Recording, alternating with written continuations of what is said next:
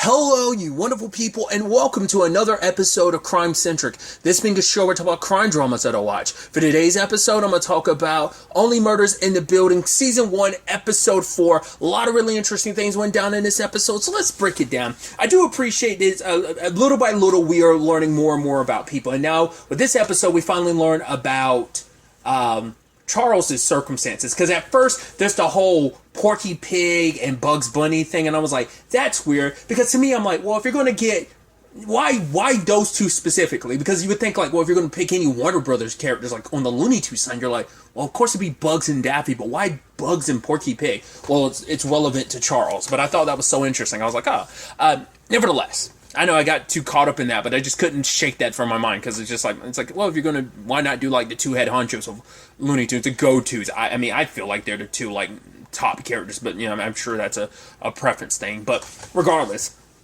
I thought it was so cute, the whole Charles and Jan thing, like them, they're back and forth in the elevator, and Oliver and Mabel being witness to it, and they're telling him to kind of take his shot and go out on a date with her, but it's not until they talk to Cinda, which I think in the first episode I called her Cindy, Tina Fey's character, but Cinda, she kind of told them embrace the mess, so they end up doing that. They embrace the mess, him in particular, and so he ends up asking, like, I love him doing him and Jan had their like back and forth. It's like, it's super cute. She left him the note being like, right, date down in the lobby in an hour. This is Jan, by the way. And I was like, I thought that was super cute. I love, like I said, them kind of like them like making songs to each other and then like responding to it, just and singing, playing in harmony. I was like, I thought that was so beautiful and so cute. I love the whole thing when he kind of gets spruced up, and it's like, right, like, how do you even kind of go, like, is it even really okay to flirt, because obviously the dynamics of how some people approach dates have kind of changed. And so I love Oliver being like, well, yeah, because you can't even compliment a secretary on, like, her being good in slacks, and Mabel's like, no, to everything you just said in that sentence. And he was like, well, say that compliment her purse because it's fine as long as it's not on her body. And Mabel's like, no, again, no to everything you just said out into that sentence too. I love it. But the date was interesting because it seems like Jan kind of gave all. She opened up about everything and kind of her life and getting to learn about her. Obviously, getting a lot of fathers. I'm watching a lot of stuff with dad issues around. I thought was kind of interesting. I just watched. I mean, I think I could say it. Season 3 of The Boys, riddled with daddy issues. In the best way possible, interestingly enough to say. But what ends up being a interesting thing, because she talks about like she has her dad ended up leaving. She has a half sister. That half sister, I think, took the flute, so she ended up having to be the bassoonist. It's like, yeah, but is your sister, half sister, is she first chair or anything like that? It's like, no. And so it's this nice back and forth that they have. But when the time came, Charles refused to kind of open up, and because apparently she has like a degree in psychology or something like that, so she's recognizing his body language, and I love him constantly adjusting it, and she's like, oh, what it says about him. And so literally as he's saying like, oh, my relationship with my ex, it was perfectly fine, everything was good, it ended very nicely, mutual, his hand motions and his uncomfortableness, it's like, for one, you don't need a psychology degree to read that. It's like super obvious, but it's like to someone with a psychology degree or some like study of it, that probably is major sirens, red flags flashing. Because he's like, oh, I want to talk about my red flags, haha. And the date kind of went super sour from there. He's like, well, some people don't have a lot of baggage. He's like, not trying to say you have a lot of baggage. You have the right amount of baggage. He was just busy sticking his foot in his mouth. But later on, jumping around a little bit, he takes the time and we learn, he tells Jan about everything. We find out who Lucy is. Lucy is his ex's daughter. So he really connected, because I guess Emma and him aren't Emma probably, she definitely went into the relationship because it's like they met under complicated circumstances. He got dragged to something by his sister. They met. She thought she was getting the adventurous actor guy. He's totally not that guy. He doesn't go anywhere, which, hey, I'm totally a Charles. I say out of anyone in the group, I'm probably more of a Charles than anyone. But but he really connected with Lucy. I figured Lucy had to deal with the omelet situation. Like, the fact is he was making it and throwing it away, but now he was making a sunny side. I figured that spoke volumes, because it was like such a routine that now it's like, right, he doesn't really care for the omelet because he used to make it for someone. Once again, I was under the impression Lucy was like a girlfriend or like a wife or something. It's like, no, it was kind of like, I guess, a pseudo daughter to some extent. And they really connected. They went on a cruise, but it wasn't like a romantic cruise. It was like a family fun cruise. And Emma wanted Lucy to kind of do a thing, but Lucy and Charles wanted to stay on the boat or whatever. But they went, and then they flew back home, and it was a like severe, like hard breakup. It's like, it seems more like it's just like, relationship wise, everyone wasn't on the same page. Emma didn't get from the relationship what she wanted, so she thought it'd be easier just to kind of a hard break. That's also a complicated thing when you do the whole dating thing and you already have a kid. I think that can complicate things. It's like, because she's saying like, right, I thought it would be the best thing for Lucy, like a big a hard break, because it's easier than dragging it out and stuff like that, which is kind of a shame.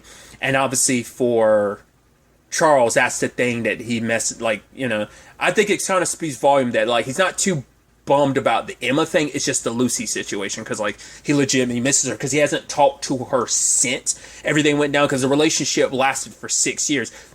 I wonder, is that supposed to mean, like, oh, that's interesting, because that would mean, like, she's a teenager now. She's like, what, 13, 14-ish, you know, depending on her birthday and stuff. So that's interesting, because based on what he was saying, it sounds like she was 7 when the relationship started, so she has to be at least 13 by now. So that's interesting. He makes it sound like it wasn't that long ago that the breakup happened.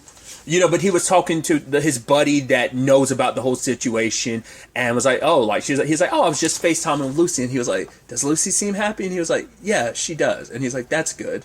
So for him, that's all, as long as he knows that she's okay and she's good, checking on her every once in a while. It'd be nice if we find out later on she's just been waiting for an opportunity to reach out, but just hasn't been able to reach out, because maybe she feels like, because, you know, who knows, like, her interpretation of it's like, oh, because, you know, from her perspective, it could be like, oh, Charles wants nothing to do with me. Like, he was in her, like, for almost half her life, he was in her life. So she probably, like, it probably cut deep when he wasn't in her life. Like, either her mom was like, hey, don't contact him, or she was thinking like, oh, he wants nothing to do with me. Whether that's something her mom said, whether that's just something Lucy thought to herself and just kind of created that in her head, not really knowing.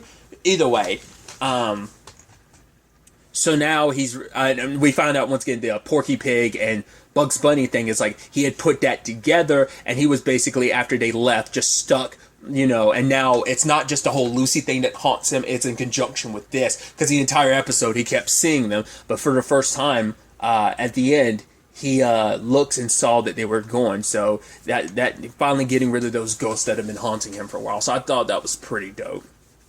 And Jan is willing to give him a second chance. It's like, right, if anyone's going to be in any Porky Pig or Bugs Bunny costume, it's going to be you or me and no one else. So that was kind of nice that they got a second shot. And I love him just being like, oh, I'm exhausted, I can sleep for a month. It's like, yeah, just like all that baggage you were holding on to for so long, like word vomiting it all over her like that. It's like, yeah, that would be exhausting, just kind of like opening up, because he hasn't opened up like that with Mabel nor Oliver. To be fair, Oliver kind of opened up to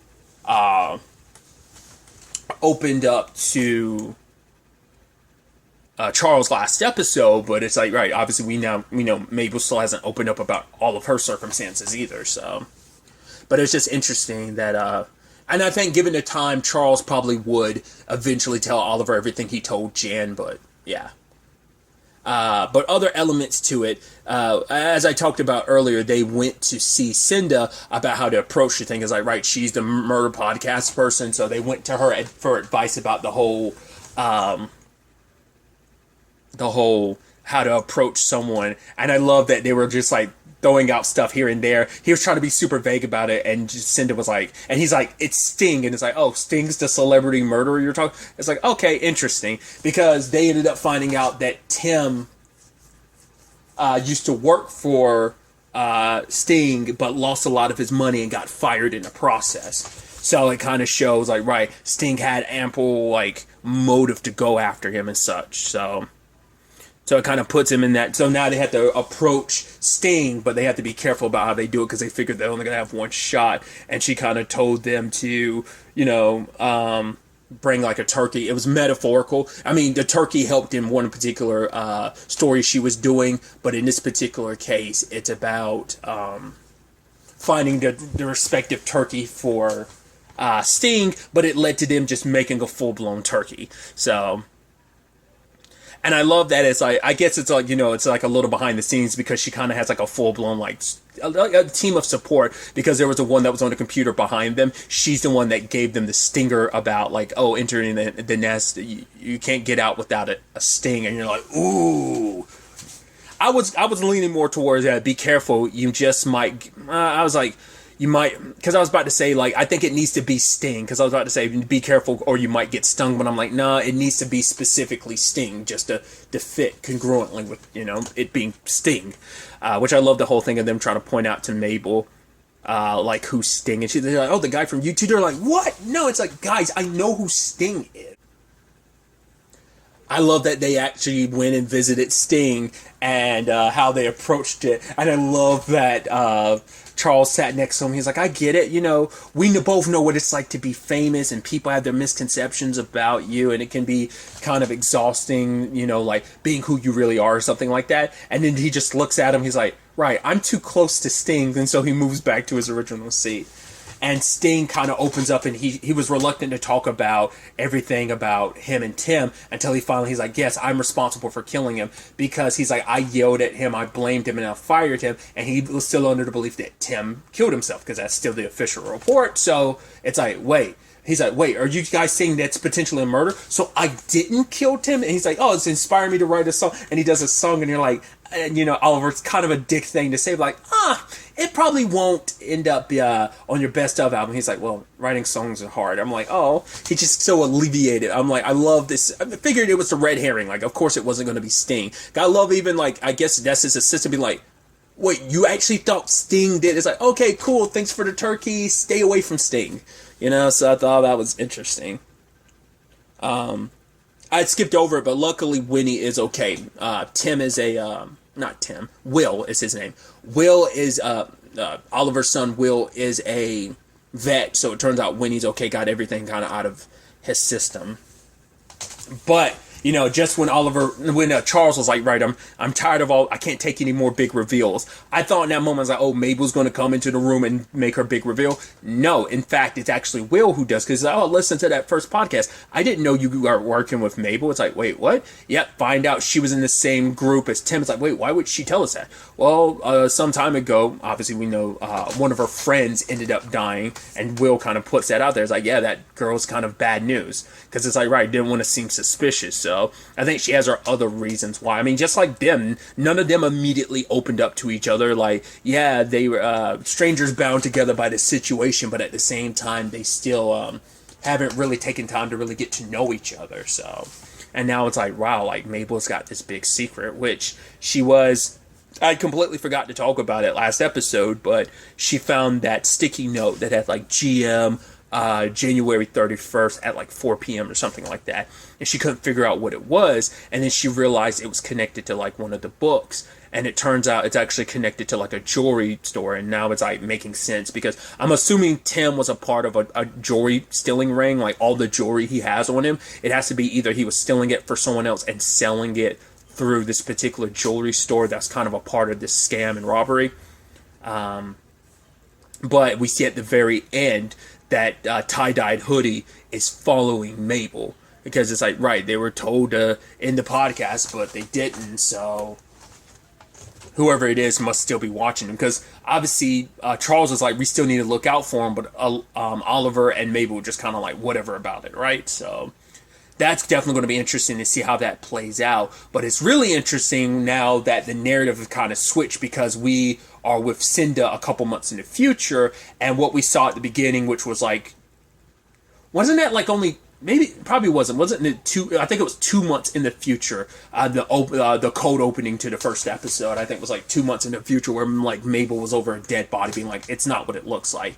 So Cinda is saying, like, right now they're making a podcast. The new upcoming episode or new podcast that's coming in the fall is only murderers in the building. So all of them, all that trio who started a podcast about solving a murder, it seems like they've gotten thrown under bus by it. So this is probably like still in the middle of it, but it's like the end, but yet the middle, in the regard of it's the end of the investigation because they seem like they're the suspects, but in the grand scheme of things, it's the middle, because it's like, no, we're not the guilty party. Now, not only do we have to find the person just because, where it started off like, oh, this is just us investigating. Now it's like, no, it's about clearing our own names now, too. So that's going to be an interesting thing. I've caught glimpses of season 2. I just don't have, obviously, like, the full context of everything. So I think that element of it flows into season 2 of the show, but we'll talk about it when we eventually get to that point.